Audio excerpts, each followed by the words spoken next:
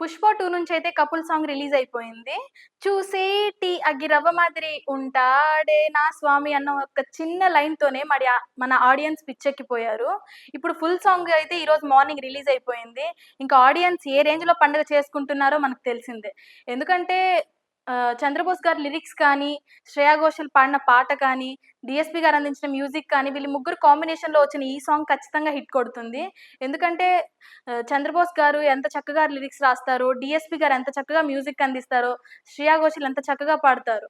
ఈ ముగ్గురు కాంబినేషన్ అంటే ఇంక సాంగ్ ఖచ్చితంగా హిట్ కొట్టాల్సిందే. ఈ సాంగ్‌లో ఎక్స్‌పెక్ట్ చేసినట్టుగా అందరి ఆడియన్స్‌కి రీచ్ అయిపోయింది. ఆడియన్స్ ఒకటి అబ్జర్వ్ చేశారో లేదో, నేనైతే ఒకటి అబ్జర్వ్ చేశాను.